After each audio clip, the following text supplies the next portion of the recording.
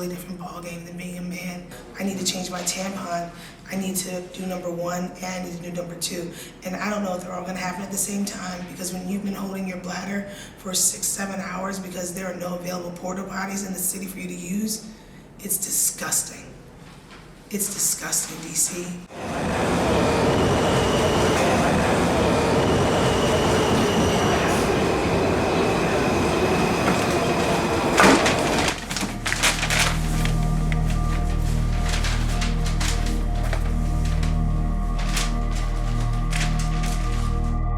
The purpose of the College Park Community Food Bank is to reduce hunger in College Park and surrounding communities. We work with the community and to provide groceries and fresh produce to people in need. Do you want us to bag more and put on the top shelf? Yeah, Okay. that'd be great. Okay. We distribute food to the community every Saturday. We occasionally have donated products for like hygiene products, baby supplies, pet food, but our primary focus is to distribute food to families in need. That's long. You can remember how many compressions you need to give, like what the rate is. Staying alive, staying alive. Staying alive. This food bank, before the pandemic, was serving about 100 families one Saturday a month. And when the pandemic hit, we increased our distributions to weekly, and we were serving up to 400 families per week. So that was an increase of 100 families per month to 1,600 families per month. So a big impact on College Park and the surrounding communities.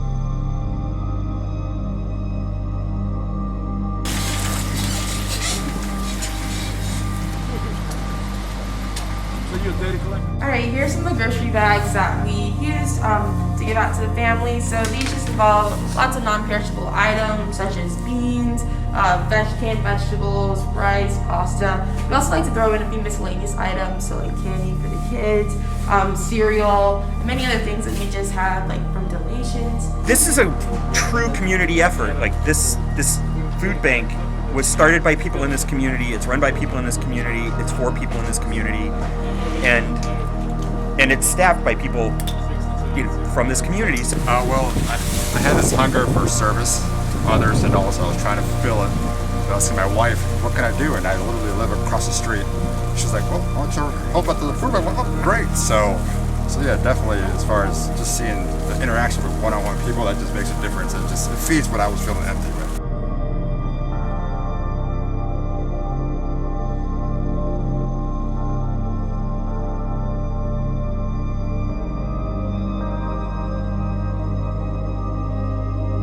You see how the food prices are going up. You see how gas prices are going up. You see how the government is toying around with everybody's salaries as far as taxes and telling people what to do and governing this and governing that. If we could hand out things that could feed a family without them going with their hard-earned money and spending for these high-dollar food items, we're good. We can feed a family.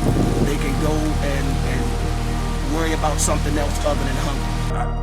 I guess I can say, you know, I'm 58 years old, and when I was a kid, there were food banks. So that's over half a century of food banks and half a century of need. I think it's really hard to say, it's hard to say, give a one small answer of why hunger never goes away. But I think that as long as you have unemployment or underemployment, then there will be people struggling to feed themselves and their families adequately. So we just want to be here for those who really need us.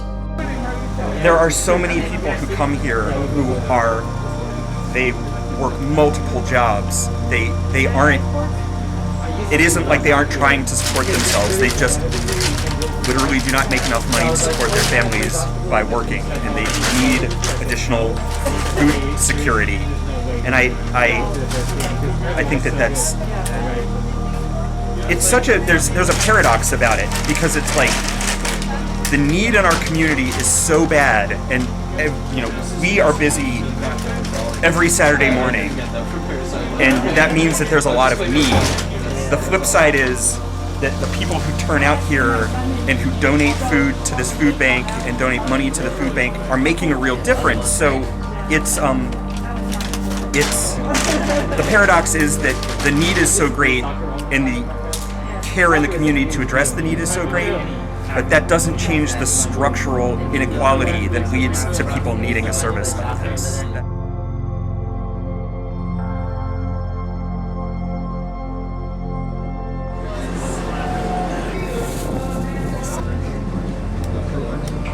I'm Brian Carome. I'm CEO here at Street Sense Media.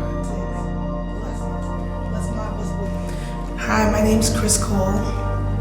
I am a Street Sense artist and vendor, and I am so proud to be a part of this organization.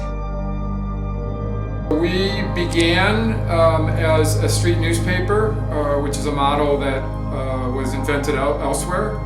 We publish a newspaper that reports on homelessness and poverty here in the district, and we employ men and women to distribute the newspaper and to write for the newspaper, which gives them a chance to make a living. What first led me here was the writing class, because I didn't know I was a poet. I am writing and have written an autobiography and journals and things about my life, and was not comfortable performing them because they make me very emotional. I talk about things like sobriety and such, but at Street Sense you can write about them. Our mission ultimately is to end homelessness here in the District of Columbia. We do that two ways. One is by educating the public. We think a more educated public that understands the issue is going to be more likely to engage in policy initiatives to address it. We also do it by one-on-one with the men and women who come here and work as vendors and write for the newspaper to give them a chance to earn a living and navigate their way beyond homelessness. And why are you guys interested in ending homelessness in DC? Just because it's an outrageous reality that in a city of such wealth, that we have people who are living outside, especially folks with disabilities like mental illness, and we think it's a solvable problem.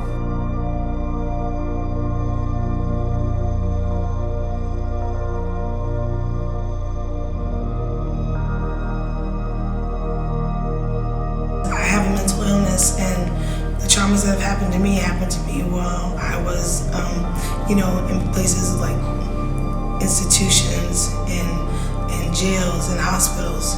And there are some unspeakable things that happen to women out here, and being a woman and being homeless is a totally different ballgame than being a man. People expect that if someone loves you, you should just be able to lay up at some man's house and basically prostitute your life away. They don't expect you to have values and morals, and we deal in cash, and it makes us a target because people know you have cash and you're worth more to them alive than you are dead sometimes. And literally people try to mislead you and judge you and try to lead you on a path and try to get you to do things that you wouldn't normally do out of character and excite you and maybe use your difficulties as a way to extort you. And I, at Street Sense, found a sense of purpose, and it made me feel like I had worth. And I'm not a prostitute, I'm not a trick, but I'm a proud black woman and I work every day. And I came here to Street Sense and I had a second business because now as a homeless entrepreneur, because I'm homeless, I'm not stupid, I literally was able to, as a woman, become empowered to say, I'm worth something, I have a safe spot, and I can run there whenever someone's trying to rob, rape, or kill me.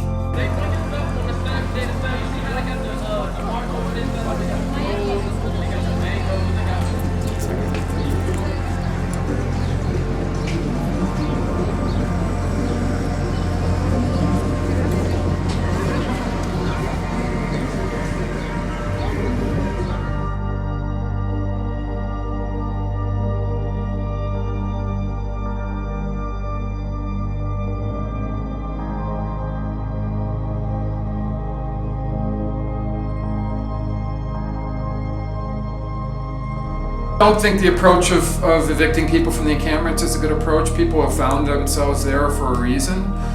Most of those folks have tried the shelters and they just don't work. Shelters tend to be overcrowded, they tend to be loud, they tend to be unsafe, unclean. There's not a lot of privacy. There certainly isn't a lot of community. One of the things that the encampments offer is a sense of community. People take care of themselves, they know each other, they support each other. The more vulnerable are getting support from the more able. And we should let that happen until we have a solution for folks. But they're there by choice, and it's a housing situation that works. It's an alternative that works for them. Obviously, it's not housing. What I've learned about homelessness is it's a very solitary, lonely experience. And if you're living on the streets or living in a shelter, you're very much alone. You've become disconnected from your community. And I think it's something those of us who have a community of support around us don't always appreciate how important it is to our well-being. And one of the primary and early things that we do is give people a chance to rebuild that sense of community. They come here, they've got colleagues, they've got the staff, but once they start selling the newspaper, then they have their customers. If they're doing some of the other art that we do, if they're writing for the newspaper, they get a chance to talk about that with their customers. For folks who are participating in our theater projects or film projects or photography, they get a chance to interact with the public around the art that they're creating. And it gives them a chance to be seen not for their housing situation or lack thereof, but for their talents.